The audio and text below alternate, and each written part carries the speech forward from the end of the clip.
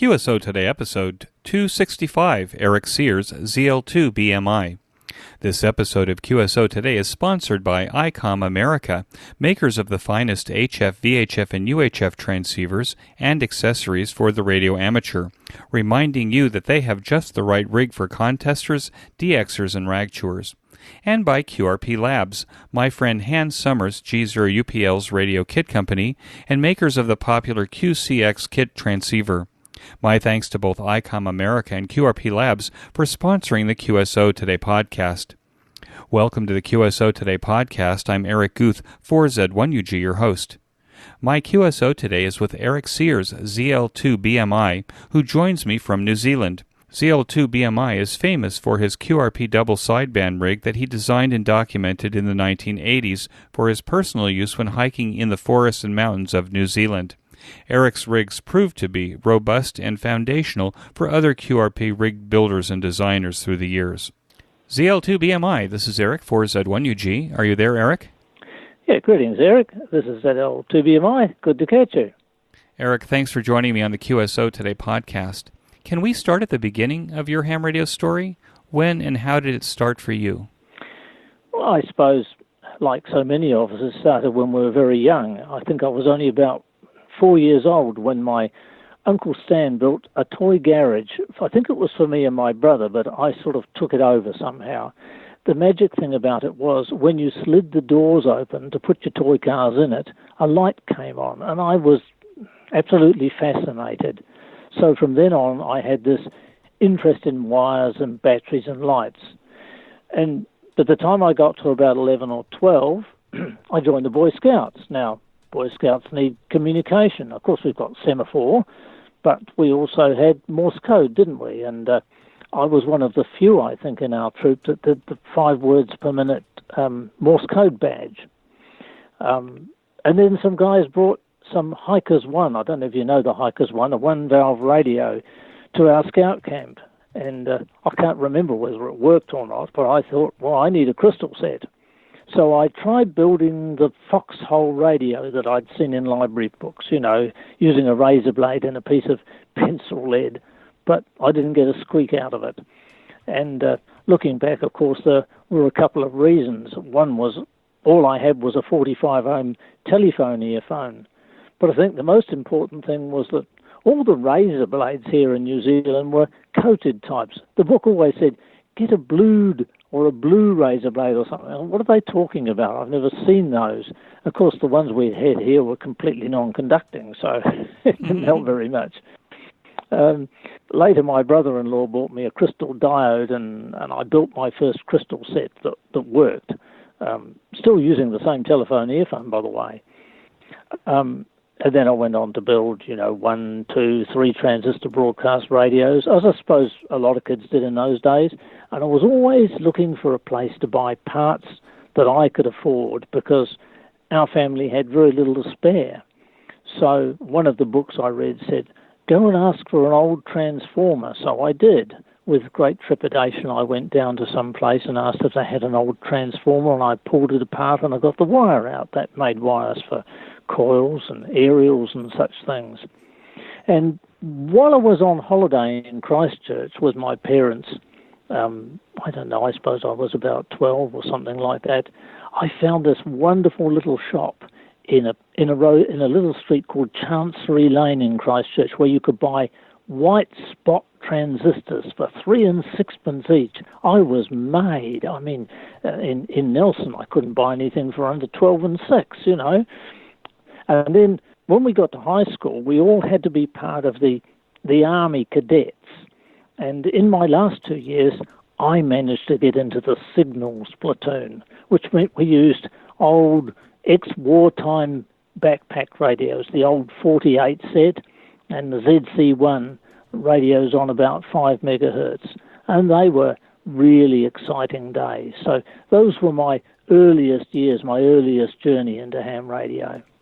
So when did you get your first license, and did you have any mentors or Elmers that helped you along? I mean, was amateur radio a known quantity to you then? Well, it sort of, I guess it was, yes.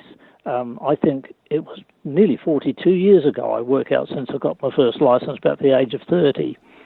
And, of course, all it meant is I could use 2 meters above, and I will talk about that a bit later, but shortly after I got the novice license, 50 kilohertz segment of 80 meters, and it was 2 or 3 years later before I could do that required 12 words a minute CW that we needed here for a full license. Actually, in New Zealand, you didn't just sit it once, you had to do your CW twice. You had to do it at the beginning of a year, and then if you wanted to keep your license, you had to do it again at the end of the year. I remember really struggling to do that again.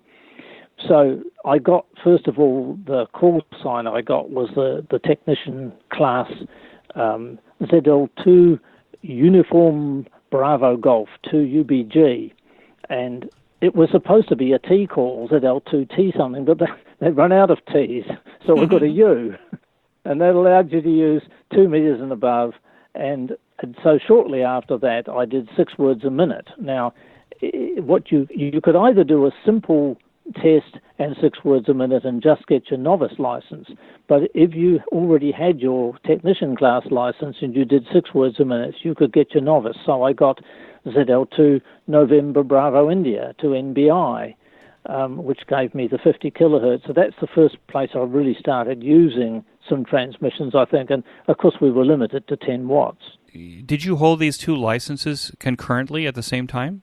I think as far as I can remember, the novice license superseded the other one in this case, because I'm really not quite sure, but I think the novice license actually superseded it because I already had the technician license. So that's the way it worked, I think. You were still able to use the novice privileges, but also the technician privileges 2 meters Correct. and above. That's right. Okay. That's right. That's how it worked.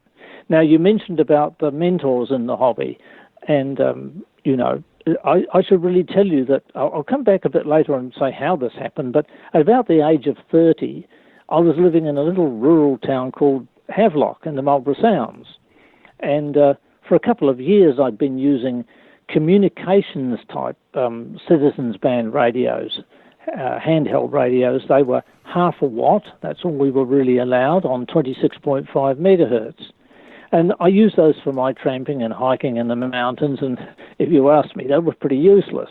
I can remember carrying them on one trip where I couldn't use them at all. But I had been using wire dipoles with them. I knew how to cut a dipole to the right length, and I managed to get them to perform much better than most people had expected.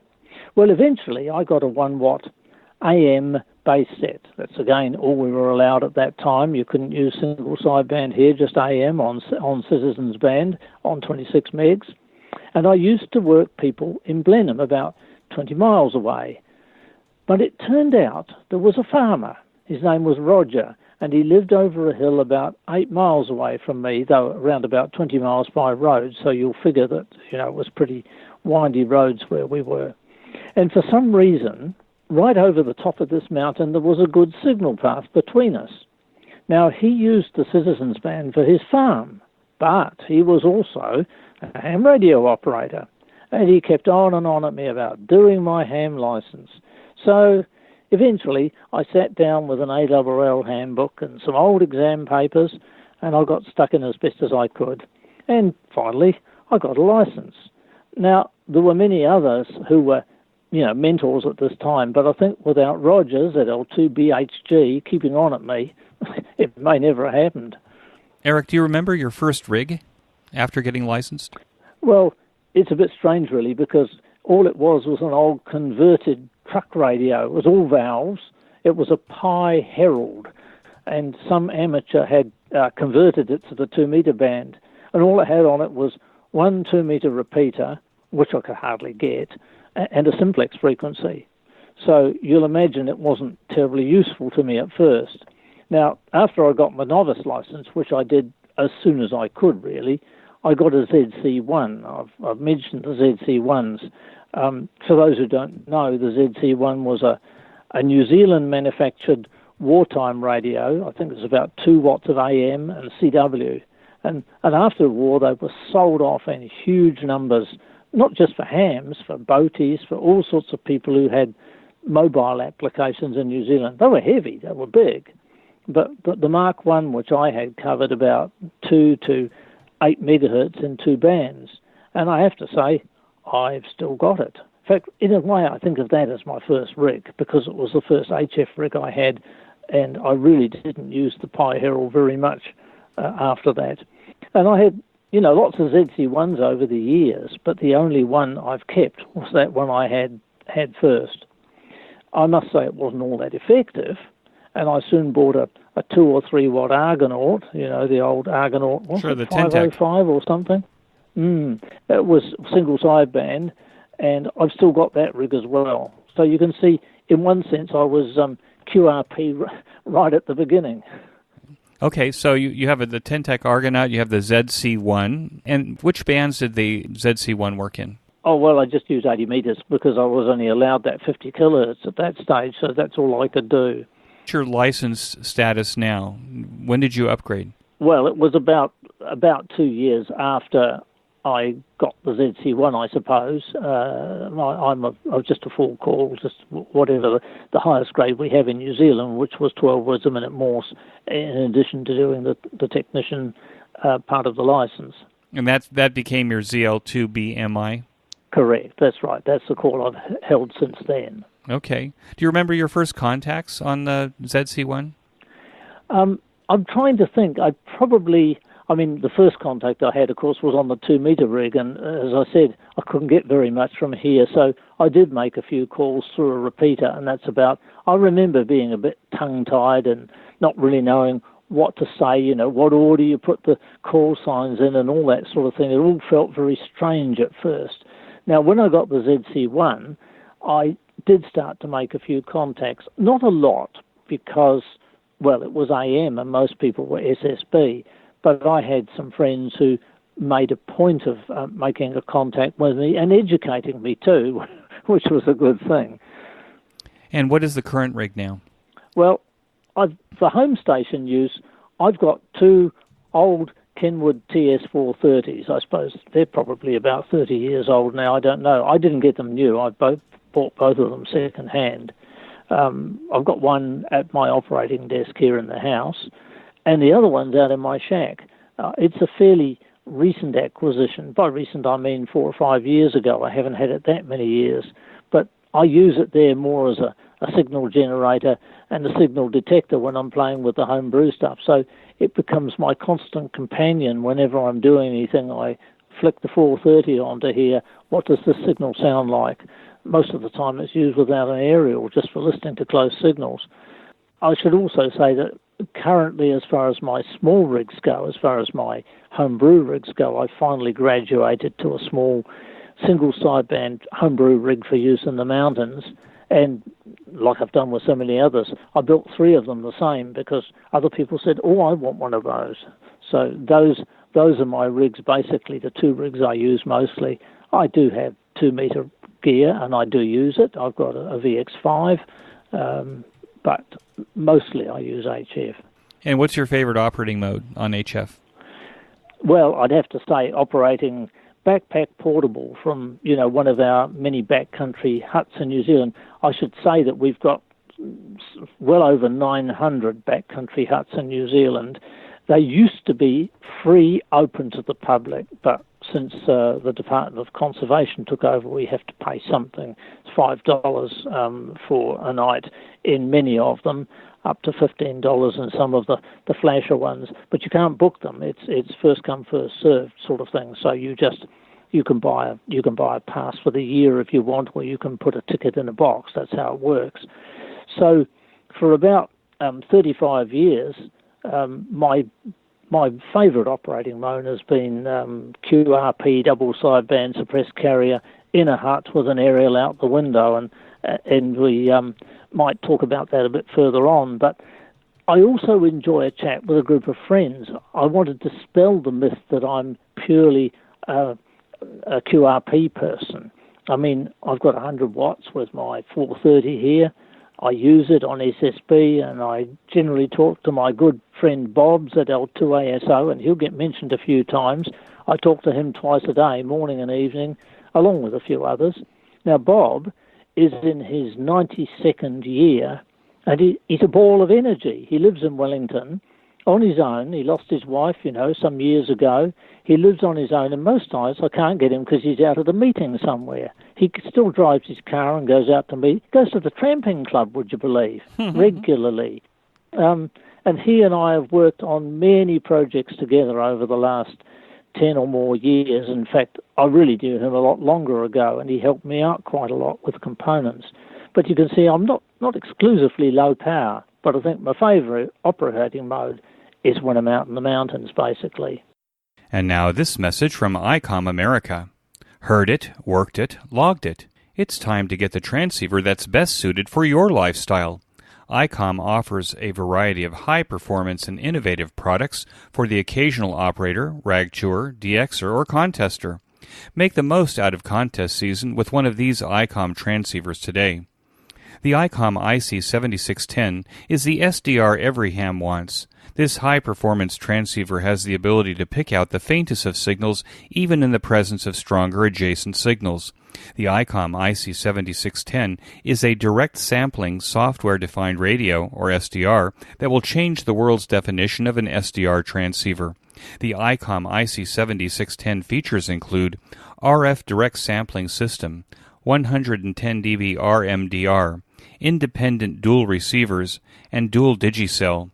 The Icom IC7300 changes the way that entry-level HF transceivers are designed. This high-performance, innovative HF transceiver with a compact design will far exceed your expectations. I purchased the IC7300 last fall and have fallen in love with its waterfall display, allowing me to zero in on activity and potential QSOs on the air. The Icom IC7300 features include RF direct sampling, 15 discrete bandpass filters, large 4.3-inch color touchscreen, real-time spectrum scope with waterfall display, and an SD memory card slot. The Icom IC7851 is the primo contester's HF transceiver.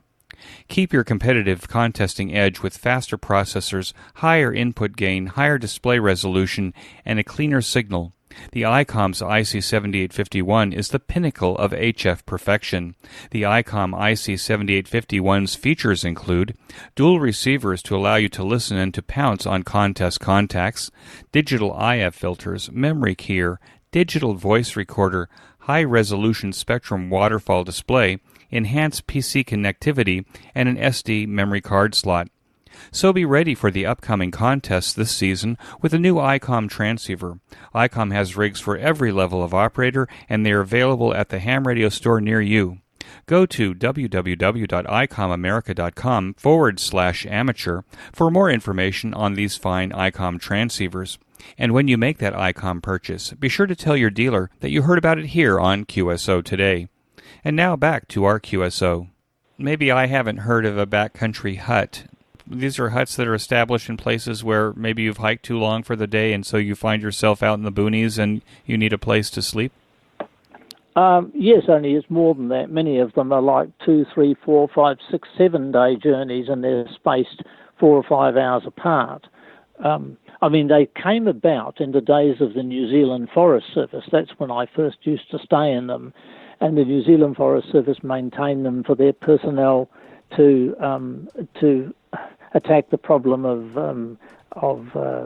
animals that we didn't need in New Zealand, like goats and pigs and deer and things that we're eating, which are not native to New Zealand. And they were established back in the 1960s and 70s, and this whole network of huts was built throughout New Zealand.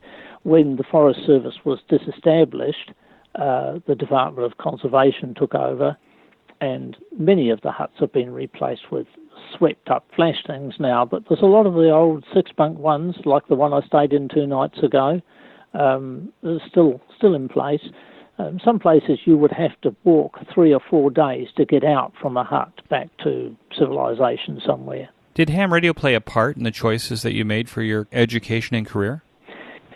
That's an interesting sort of question, because I think it was a bit the other way around, which is to say it's more likely that my education, maybe even my career, had an effect on my ability to use radio or my wish to use radio.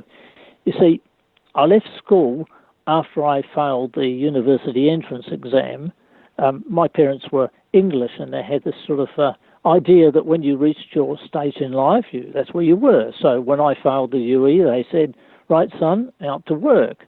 So I went to work in the post office as a junior mechanician, we were called in those days. That's a technician trainee in the telephone exchange. Well, I wanted to get UE, so I went to night school that year while I was in the post office, and I failed it again. Every time I failed it because of English. I could pass the sciences, no trouble, but I couldn't pass the English, which of course became my stock in trade eventually. But I returned to school the following year, and I finally got university entrance after 3 tries, so you might say I wasn't a very bright student. and then I went to train as a primary teacher in Christchurch. And again, seemed to be the story of my life. My training was interrupted when Teachers College said, would you like to go and work on a degree? And I think they expected I would do education as a degree, but I ended up doing a science degree in physics, albeit at a very slow pace. I think I took 6 years to do a 3-year degree, so still not a very bright student. But I got there, that's the thing. And after 3 years of teaching, I felt called to go into the Anglican Church as a minister. Now, this meant another 3 years of training, which I did in Melbourne, Australia. So some of my friends referred to me as a sort of perpetual student for about 10 years. And that's how I got to 30 before I got my license. I could have done it earlier, but I was always seemed to be studying for something else. So it was because I was the Anglican Church minister in Havelock that I met my friend Roger. Now, Havelock is a pretty remote place. I mean, from one end of my parish to the other, it could take me 6 or 7 hours by road. And radio, both CB and ham radio, were just extremely useful in some parts of the 1,000 square miles that were my parish. So, if you like, that's how my sort of ham radio and my work were intertwined. I used it all the time from there on, and in my subsequent appointments, ham radio just became very useful.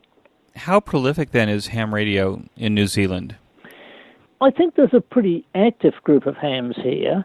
I think the last time I looked, there's more than 5,000 licensed amateurs in New Zealand. They have something called the ham cram. I don't know if they do this elsewhere. Probably they do, but we were losing numbers at quite a rate. And then some years ago, one of the clubs started up a ham cram where they get people who are interested in doing their license, maybe anything up to 10 or 15 people, will come to the club rooms on a Friday night, Saturday and Sunday, and during that time they are crammed with all the information they need to know for the exam, and then Sunday afternoon they sit the exam, and I think they've had success rates up to about 80%. So, we've had some good numbers. I think there was one club this year that may have had 20 new amateurs as a result of a ham cram weekend. So I think there's quite a good bunch of amateurs. And then there's another factor. Our terrain in New Zealand here being pretty mountainous, we've got a lot of 2 metre and 70 centimetre repeaters. We've also got a linked system of repeaters nationally called our national system. I don't know of any other country that's got anything like it. It links repeaters, a special set of repeaters, all the way from the top of the North Island to the bottom of the South Island, and they're all linked with radio links. There's no internet linking on it. It's all radio links, and some other pieces as well that go off from it. And it takes a lot of dedication to maintain a system like that. It's a very useful system. It's something that people like to maintain because if we have earthquakes and other such things that may stop communications, we hope our link will go on. So I think amateur radio is reasonably strong in New Zealand. What is NZART? Well, the New Zealand Association of Radio Transmitters, that's the full name. That's our national body. It's very much like the ARRL in the USA or the RSGB in the UK.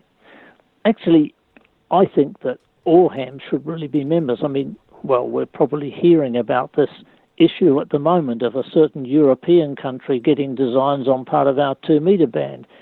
We need support throughout the world of our associations if we're going to defend our amateur radio privileges. Now, NZTA also prints a magazine 6 times a year called Break-In, and it's also responsible for the amateur radio license testing. The government has devolved it to NZART. So you don't have to belong to NZART to do it, but they do the testing now. I'm one of the examiners for the club here, of course, along with promoting all sorts of amateur radio generally. So that's what NZART does. What are the opportunities for home brewing and home brewers of ham radio gear in New Zealand? I don't think it's all that different from other parts of the world, certainly the so-called developed world. We don't have a lot of suppliers nowadays of radio parts. Dick Smith was the empire that I grew up with. Dick Smith was an Australian company that came to New Zealand, and we could buy, when I started, I bought nearly all my bits and pieces from them, but, they gradually became a supplier of consumer electronics, and then 3 or 4 or 5 years ago they closed down. And there is one other shop still supplying components here. I don't know how long they'll last, but most of us get our components by mail order directly, I should say, from Asia. I'll say Asia, because often the postage is free. There may be plenty of opportunities, however, but I don't actually think many are doing it. Not many people build their own radios. People build things like aerials and even test gear. But as far as home brewing goes in New Zealand, we do have one advantage here, which I'll probably refer to later, that our band space is pretty unused, particularly on 80 metres. So you can experiment, and it's not a problem. We don't have trouble finding space to operate. And the other thing I've noticed is nobody really cares if our signals aren't perfect. You don't get criticism if your signal's a bit off. People will praise you for giving it a go rather than saying, I shouldn't be hearing that on the band. So I find that kind of encouraging. So you buy parts maybe on eBay or Alibaba or things like that in order to... Yeah, okay. Mostly AliExpress. I buy my stuff, but I do get it from one or two others. I have bought them from expensive places at times, like Mauser, and they charge over the moon for their postage. But sometimes they're the only place to get certain things from. Things like certain resonators that I wanted, I could only get them in some places, so I just had to bite the bullet and either make up a big order, which I usually did to cover the postage, or pay the postage, but I don't do that very often. Many homeowners in our United States audience live in homeowners associations that limit or forbid amateur radio antennas. Is this a problem in New Zealand for its amateurs?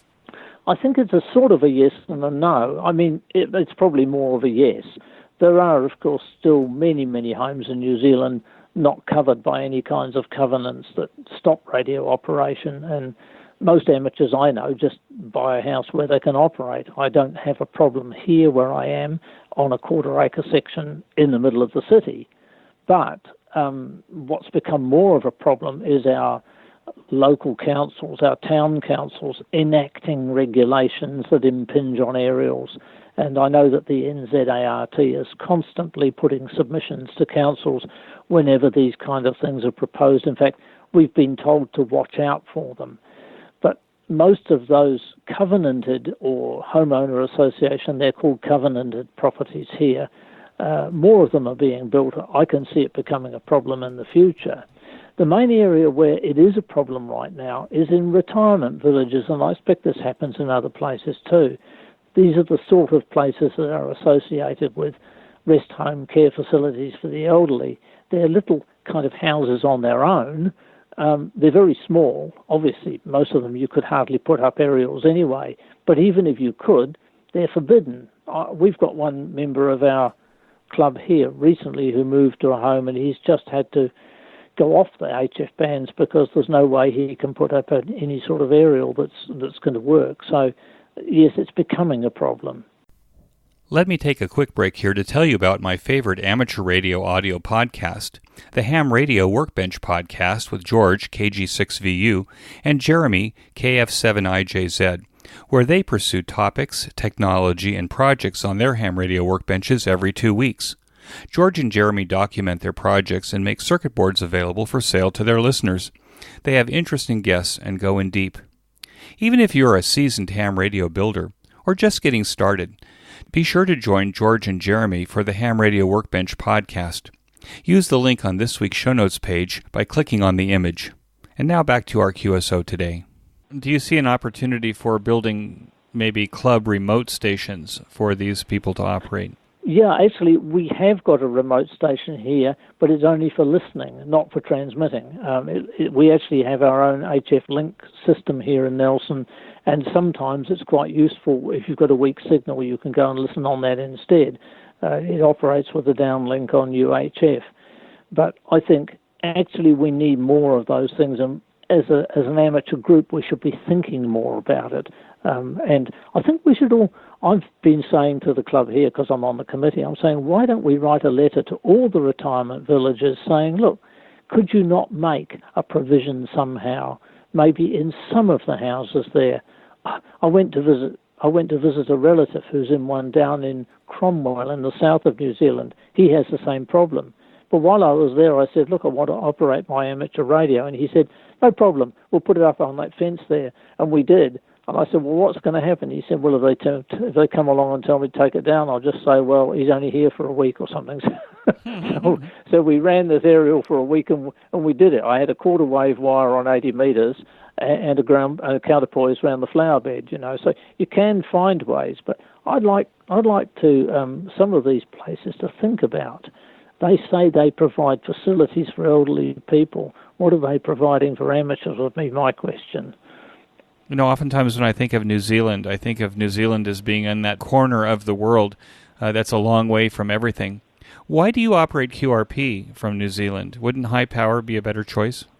Well, my question would then be, what for? You see, I suppose it depends what your interest is. If you want to talk to the rest of the world, I've made contacts QRO, 100 watts, to the United States, once to an uncle living in the UK on 20 metres many years ago, and of course quite frequently to Australia. But since my main interest is in using radio for local communications, and especially portable where everything's got to be carried, well, QRP is the only mode I can use. If I wanted to disseminate ideas, on my QRP rigs and so on, it would be easier to use the internet than to try to talk about it to other people over the air. So I use the radio that I can for what I want to do, basically. I found an article in PDF format, and I'll put a link to that in the show notes page, about a design philosophy that you have around building the ZL2BMI double sideband QRP transceiver. And I think this was over in the in the 1980s, I think, mid-80s when you did this? That's right, yep. Right, so this is an old article. A lot of later designs were based on your design. What is this design philosophy that you have around this double sideband QRP transceiver? I had a good look at those statements that I made. I've still, of course, got that little booklet, and I came to the conclusion, in a nutshell, that it hasn't changed very much. I mean, I still look for simplicity. I ran a one-night club evening a couple of years ago where I had people twist together the components, no solder, nothing, just twist the wires together for a simple transmitter that could transmit the length of this country. It was 600 milliwatts, and we made transmissions to people 100 kilometres away. So that was kind of why I do it, I suppose. Since I wrote those original thoughts, there have been, some changes in technology which have enabled me to make some changes to the way I do things, but not particularly to the philosophy. I mean, I said something about there being hopeless at metalwork. Well, I've probably improved a bit, but my good friend Bob ZL2ASO, who's 92, he's very good. I mean, he's got a lathe, he's got a metal bender, he's got a milling machine. He makes lovely little cases for my radios, so we work together. I can see the advantages of CW, which I talked about, but, well, where do you find an operator who's going to be available when you need them? My wife can't do CW, so if I talk to her when I'm away in the bush, I need voice, I need phone transmission. I said in my original information about that design philosophy that SSB was too complex to produce. Well, it might have been then, but the advent of DDS technology has made it very much simpler, which is how I came up with this very simple and effective 5-watt SSB rig that I'm starting to use now. What is your design philosophy now, and how has it changed from your earlier philosophy? And I think you've probably already touched on this, but is there something significant about maybe the changes in your design philosophy? Well, it's more to do with the fact that philosophy led on to the way that I build radios. And when you understand that, you understand why I do what I do. See, my purpose always, right from the very beginning of doing my license, was I was keen on this tramping, this bushwalking. I still am. I mean, I've just been away into the hills again for a night.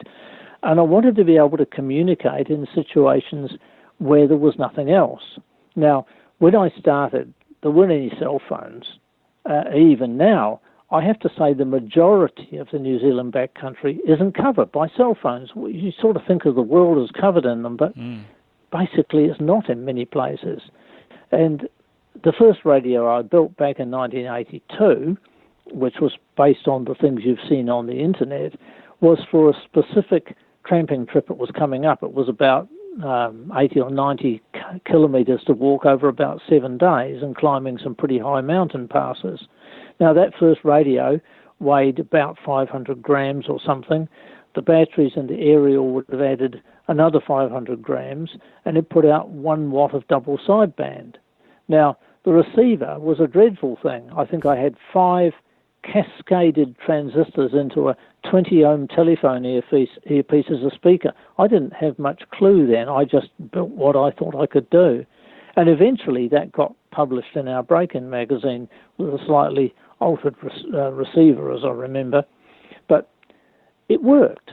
And you see, we were driven out by bad weather on that trip. We exited from our intended destination by about 150 miles, which is a long way out. Instead of going north, we had to go south because of the snow. In the middle of summer, this was. Having a driver waiting for us at the end of the road when we got there just made it extraordinarily worthwhile. So I've basically never been on a tramping trip since that time without an HF radio. So it didn't leave it there, of course. I went on to develop it a bit further. It got smaller.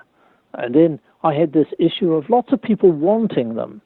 So I built them for all sorts of hams. There was a blind ham operator in Christchurch. He wanted one. I didn't really want to build him one, but he kept on at me, so I built him one.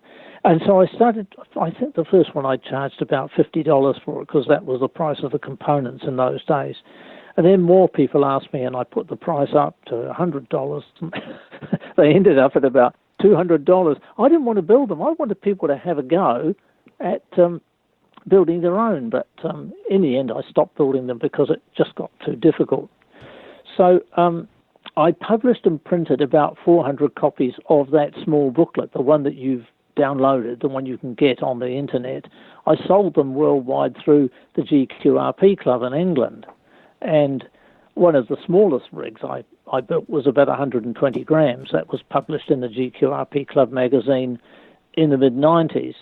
And then I got a bit busy. My work, well, as it often does in your midlife, I got rather busy, and I had about 8 years where I used my radios, but I didn't build anything. In fact, I can't even remember if I had an HF aerial up at that time. And then I moved back to the city in my late 50s. And I had a 3/4-time job, and I went back to doing more tramping. And one of my mates who came with me, he liked these radios. I said, well, do your ham radio license. I'll build one for you. So he did, and I did. But then, of course, one thing led to another, and more people wanted them. And I discovered that the old circuit, the circuit which is in that booklet, was proving just too difficult to build in this little size. The VFO was particularly tricky. So I thought, well, could I use an NE602 That's the oscillator mixer IC that's, being used by a lot of QRP builders now. And so I thought, well, I could use the oscillator with an ordinary broadcast tuning capacitor and a resonator. That'll become my VFO. That's simple. And now instead of using it as a double balance mixer, which it was supposed to be used for, couldn't I use each half as a singly balanced mixer, one for the receiver and one for the double sideband transmitter? Well, not only did it work, but it proved extremely successful. And so it too got published in Sprat magazine in 2010. And latest count, I think I've built upwards of 20 of those radios, most of them for other people, in the last 7 or 8 years. So that was that one. And then soon you will see, which will appear in Sprat magazine, my single sideband transceiver. Now this was a quite different reason for building it in a way. I set out to build a very small DDS, that's a directly driven synthesized VFO set, using one of those from Australia. The smallest one I could find it was. And I wanted to use it in another double sideband set. But when I got it, I thought, how hard would it be to do SSB, especially as it had two outputs, one of which I could use for the VFO and the other for the BFO. So I drew a block diagram on a piece of paper very roughly and thought, all I need is one more NE602 and a homemade crystal filter and a little relay, and I can make it work.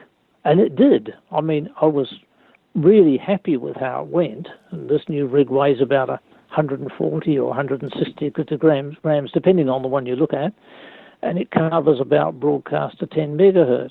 And I could make it go 14 megs if I wanted to, but I don't really have any use for 14 megs for what I do.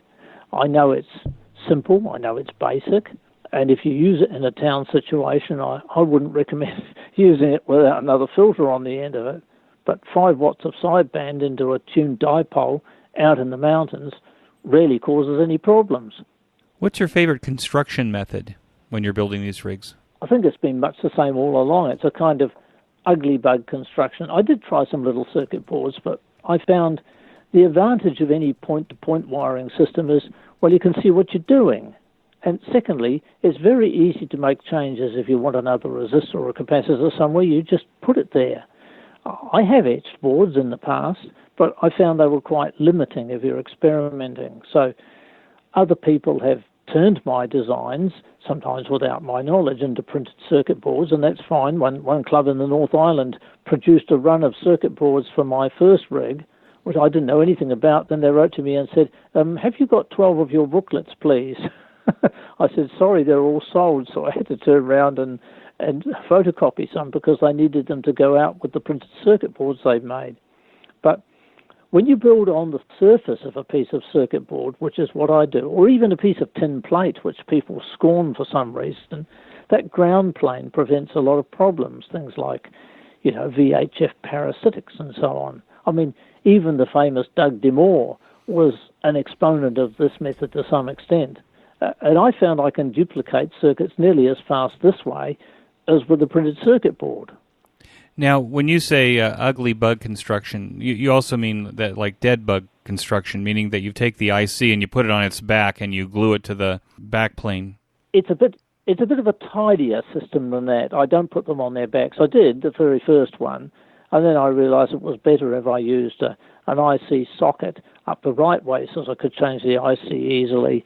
And I used the pins of the IC socket, which I fixed to the board with some sort of glue or something. I put the IC pins up in the air, the socket pins up in the air, and I use them as my tie points. So it's similar, but most of the components are up in the air. I found it's much easier to have the components downwards and the joins upwards, and you can get at them easily. So I tend to do it that way. I see. And then you could use the ground sides of that chip, for example, and take that down to the ground plane, and that's actually what may be holding the socket up in the air? It does. That's exactly what it does. Yeah. All the earth components, and there's many of them, of course, all around the IC, hold the socket there quite firmly when you're finished. And now this message from QRP Labs. QRP Labs has shipped thousands of QCX QRP transceivers kits to date. The odds of working another QCX user gets better every day.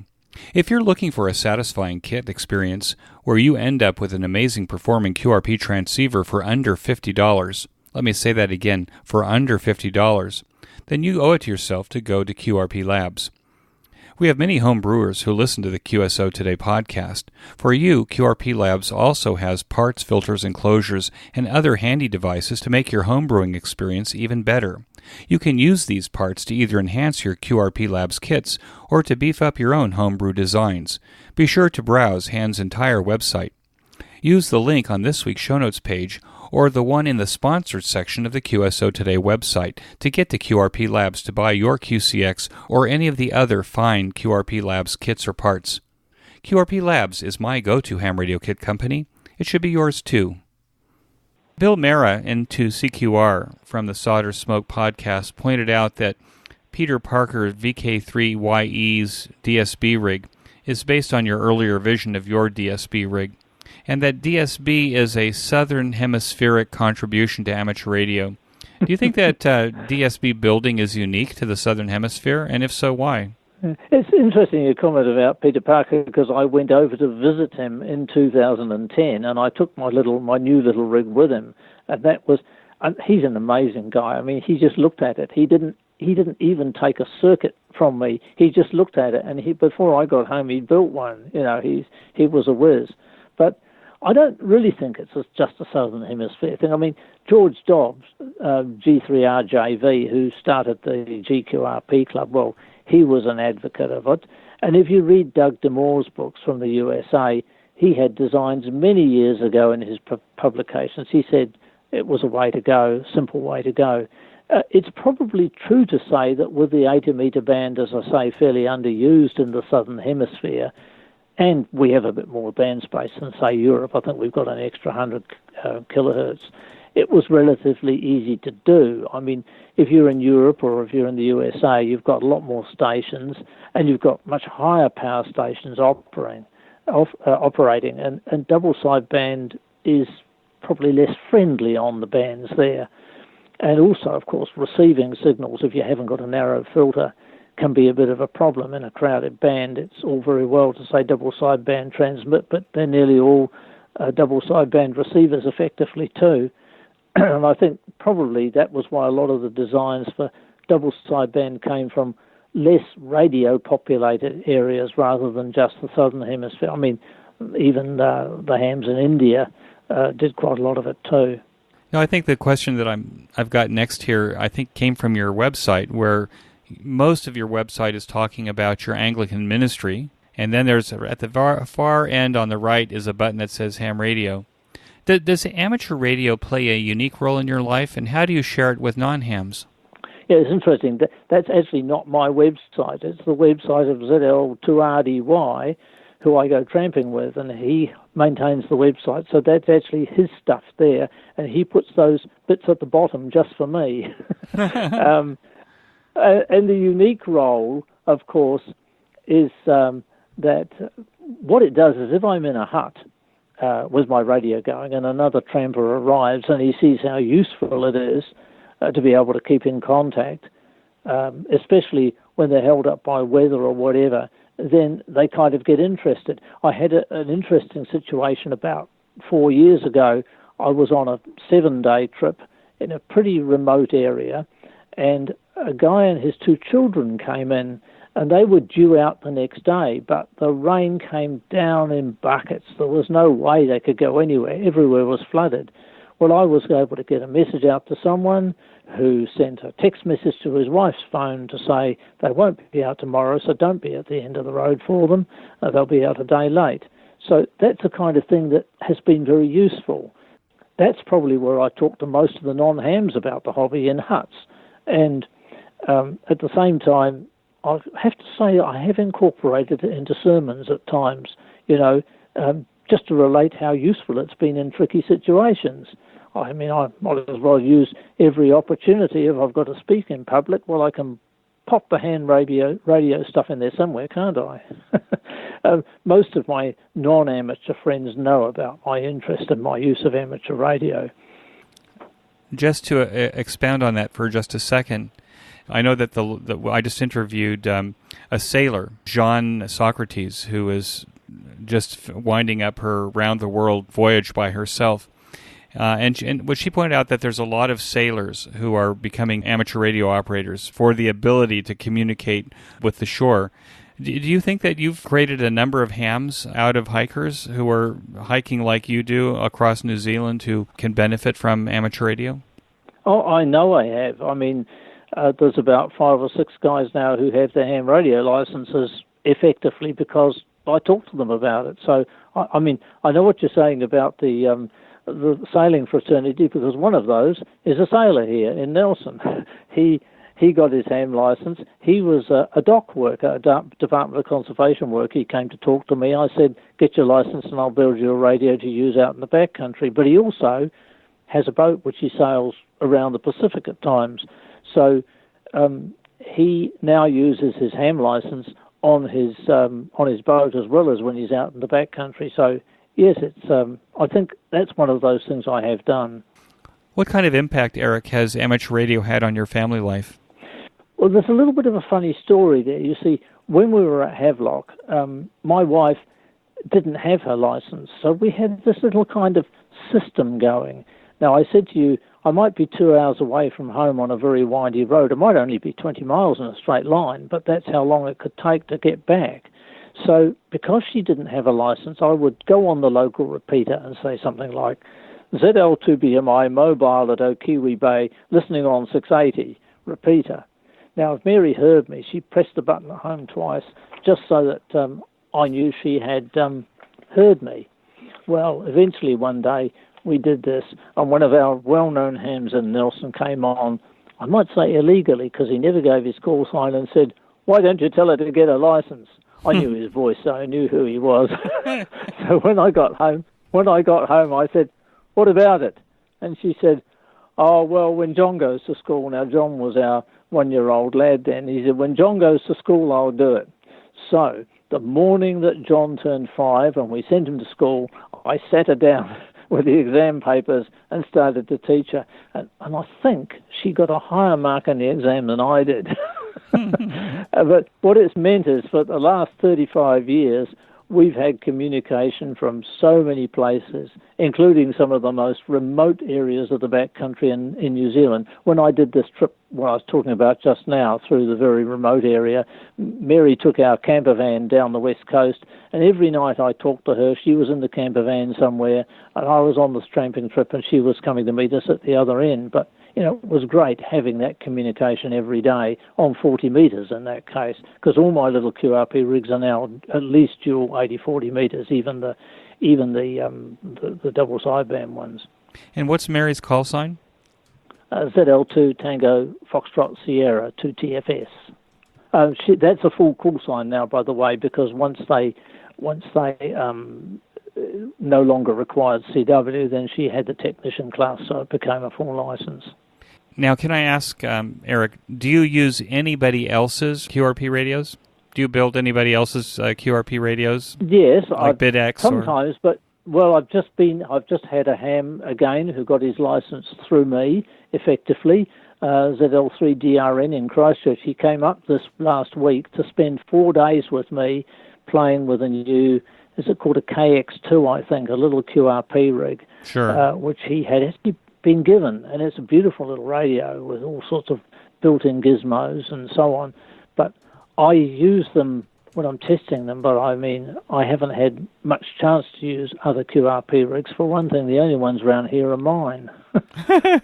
Well, that's what I was just asking, whether or not perhaps you'd tried other QRP rigs just to get a sense of what yours are like versus theirs. Oh, I would say that the commercial ones have had much better receivers in than mine, but on the whole, when people are using high power at the other end, it doesn't matter much. I could make mine more sensitive, but I'd probably pick up more broadcast noise then. So they do what I want them to do, and particularly on transmit, they've become much better. So, yeah, that's where they're at. What do you think the greatest challenge is facing amateur radio now? Well, I suppose it's, that proliferation of communication that's occurred. I mean, not just since ham radio began, but In the last 10 years, everything's changed. People get a cell phone, get a few apps on it, and they feel they could do far more with it than they could do with ham radio. And to some extent, they're not wrong, but I think there are a couple of things that are often forgotten. I mean, the internet and the telephone networks are so connected that they're actually a bit fragile. And if there's a breakdown, whether from natural causes, as you probably know, we have earthquakes here in New Zealand, but there are accidents, there are solar flares, there's terrorism, a whole range of things, and the system can go down. I think I read last week a boat managed to trawl up the cable going to an island in the Pacific, and they lost complete contact with the rest of the world for about 6 days or 7 days until they could fix it. Well, I think HF operating comes into its own then because of its nature. You know, it's point to point. And I think the challenge here is for hams to maintain the skills and the equipment to enable them to fill that role if they're called upon. And the second area is where the public network and so on doesn't extend. We've got kind of used to cell phones working in cities. This is one of the things we find in New Zealand. People come tramping from overseas, they expect their cell phones to work. They get into trouble and they can't do anything because there's nothing there. They forget that many areas are not serviced by cell sites. In fact, I had a look at some coverage maps one time, and I think that probably not much more than a quarter of New Zealand's geography, that's not its population, but its geography, is covered by cell phones. Now, part of my purpose in having ham radio is to cover that other 75%. I think that's a challenge that some people haven't faced up to. So you might offer advice to trampers who are not hams who come to New Zealand that perhaps they should bring satellite phones or tramp with you. Well, I mean, I'd be very happy. I would loan a radio to anyone who wanted one to take it tramping if they've got a license. And I did it to an Australian guy who turned up here one day. He'd heard about me and he turned up, and I loaned him a radio to take off on the Hemisphere track, for instance. What excites you the most about what's happening in amateur radio now? I think the excitement is that in an age when, everything's regulated, everything in our life seems to be regulated. But as hams, we actually have a freedom to experiment with all sorts of communication methods.